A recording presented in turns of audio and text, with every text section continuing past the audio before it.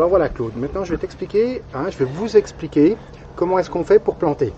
Donc déjà, on appuie sur le pot, comme vous voyez, pour décoller les racines qui sont bien souvent prises dans les trous là-dessous, et puis pour pouvoir l'enlever facilement. Ensuite, avec le plantoir, mais il y en a, vous pouvez faire ce que vous voulez comme outil, il faut gratter les racines de manière à ce qu'elles ne soient plus enroulées tout autour de la motte.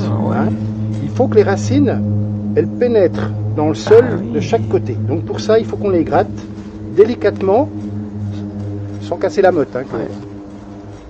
Voilà, donc je le fais délicatement. Voilà, je gratte la motte, dessous aussi, pour que les racines soient dégagées. Voilà, là on a une motte qui est à peu près propre, on va dire, entre guillemets, puisque elle est facile à dégager. Ensuite, je vais faire mon trou. Là, j'ai quand même une motte un petit peu plus grosse que je pensais. J'aurais dû peut-être prendre une bêche, mais enfin au plantoir, si t'es pas trop pressé, ça marche, ouais. Ça va aller.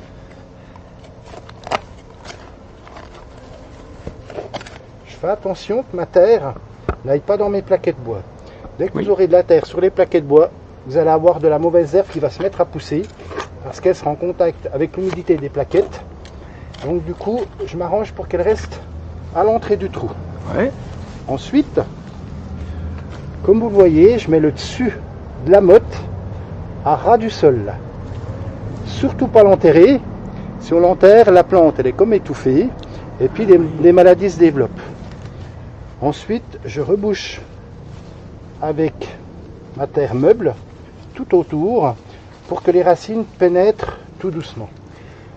Une chose que je ne vous ai pas dit, c'est que ce but on l'a retourné il n'y a pas longtemps et puis que la terre elle est meuble tout partout. Sinon il aurait fallu faire un trou un petit peu plus gros, un peu plus profond pour que les racines pénètrent facilement et puis que la plante se développe le plus rapidement possible et dans les meilleures conditions. Est-ce que c'est utile de mettre un peu de je sais pas comment on appelle ça, du terreau, enfin quelque chose... Alors, oui, il faut mettre du terreau dans les terrains où la terre elle est dure, elle est sèche, où elle manque d'humus. Mais ici, c'est pas du tout le cas. Bon, je connais bien la maison. Et je sais qu'ici, on n'a pas cette obligation parce que toi, tu as de la bonne terre et donc tu n'as pas besoin de mettre du terreau. Ce qu'il faut que tu surveilles, c'est l'arrosage et puis mettre de l'engrais arbuste au printemps, mais pas que sur celui-là, qui est magnifique, mais sur tous les arbustes qu'il y a ici dans le jardin. Donc vous trouvez dans toutes les jardineries, tous les gardens, l'engrais arbuste universel. D'accord. Voilà. Et puis ensuite, moi là j'ai rebouché, j'ai remis ma terre tout autour, et puis ensuite ce que je fais, c'est que je retire ma plaquette de bois par-dessus, comme ça, de manière à ce qu'elle joue son rôle de conserver l'humidité et qu'elle empêche la mauvaise herbe de pousser. Et du coup, ça fait que tu as zéro entretien pendant toute la saison. C'est quand même pas mal. Pendant ce temps-là, vous pouvez aller à la piscine, vous pouvez aller voir vos amis. Ça fait du bien d'aller voir ses amis. Pas rester tout seul chez soi, isolé de tout le monde. Il faut aller voir les gens. Il faut distribuer cette joie et ce bonheur entre nous tous. Voilà. Donc, voilà, Claude, ça y est, c'est fait. Cet arbuste, il est planté. Il n'y aura plus qu'à l'arroser ce soir. Oui. Un petit peu, parce que ici, toi, ta terre, elle est meuble, elle est bien arrosée. Mais si chez vous, la terre est mouillée, pendant, on va dire, pendant un mois, vérifiez que la terre, elle est bien humide. Et puis après, pendant l'été, juillet, août, c'est 2-3 fois par semaine, si la terre est humide et puis qu'il fait 30 degrés, quoi. Ah oui, d'accord. C'est tout bon? C'est parfait. Je reviendrai prendre l'apéro au mois d'août, Claude, et puis vérifier que tout est bon. Toi, Claude, voilà, je t'ai amené des bulbes à planter, puis je vais expliquer comment ça marche. Donc, en fait, on a du dahlia, du gypsophile, du frésia et des glaïeuls. Donc, suivant la hauteur des bulbes, on va déjà pas les disposer n'importe comment.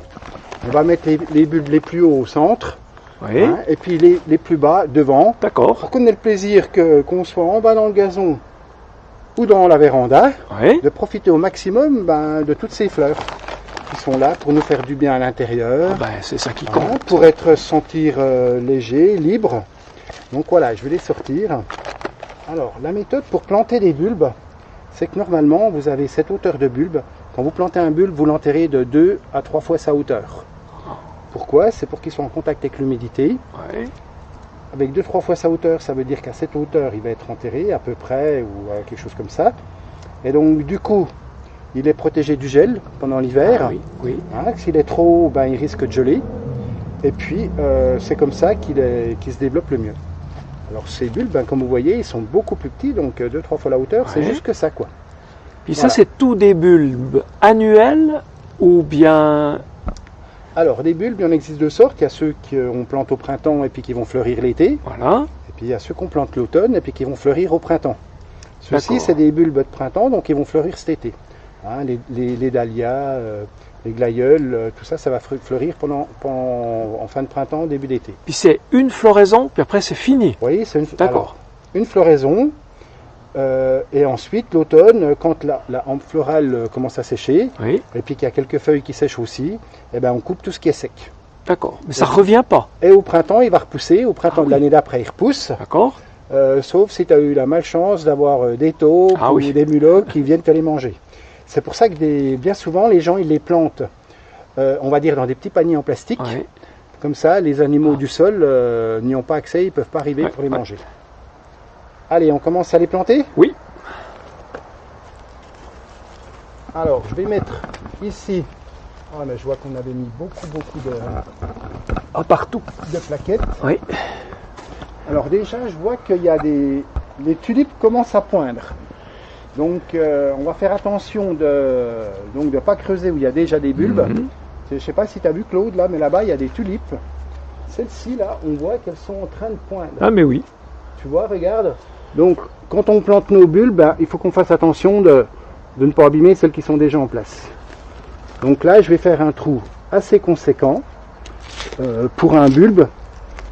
Et pareil, comme tout à l'heure pour l'arbuste, je ramène juste ma terre que je comprime un petit peu contre les plaquettes pour qu'il n'y en ait pas dans les plaquettes bois et puis qu'il n'y ait pas de mauvaises herbes qui s'y mettent. Donc là, je l'enterre, la racine le plus profond possible, hein, comme vous voyez, donc au fond du trou. Je rebouche, je l'enterre pas trop quand même, parce qu'ici on est dans une situation différente, c'est-à-dire qu'on n'a pas que de la terre, on a des Oui. plaquettes bois, Oui. donc il faut prendre en compte l'épaisseur des plaquettes plus de la terre, Oui. pour pas l'enterrer, puis que cette fois il pousse pas du D'accord. tout, quoi. Tu vois? Voilà. Il trouve forcément la sortie. C'est une question un peu bête, peut-être. Alors, mais... oui. justement, le bulbe, comme tu peux voir, il est conçu. Les racines, et puis la tige qui a été sectionnée. Donc, bien sûr, ça paraît bête de le dire, hein, Ouais. mais on trouve chez nos clients des fois un peu de tout. Et des fois, ils sont plantés à l'envers, comme ça, D'accord. avec les racines au-dessus. Et puis, et donc, Ok. du coup, il est obligé de refaire une tige qui remonte comme ça. D'accord. Surprise. Alors, on a peut-être meilleur temps de le planter Ouais. directement la tige qui Bah sort oui. et les racines qui plongent. Voilà. Ouais. Alors du coup là je rebouche. Donc cette fois celui-là il est bien. Donc c'est un bulbe qui va. Donc c'est une plante qui va être assez haute. Je vais en mettre une encore ici, hein, parce que le gypsophile il va monter aussi assez haut. Donc voilà, on a le. Ce qui est bien c'est qu'on a la natte en coco qui se laisse bien arracher, puis comme ça c'est facile à planter. En fait.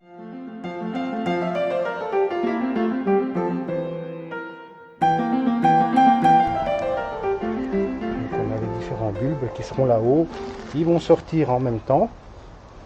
Ouais, ça va te faire une jolie tache de couleur. Voilà, c'est une forme un petit peu en S, on va dire. Hein, puisque l'objectif c'est aussi de faire quelque Oui. chose d'harmonieux, Bien sûr. qui correspond aux formes que tu aimes. Voilà, c'est de la création, toujours de la création.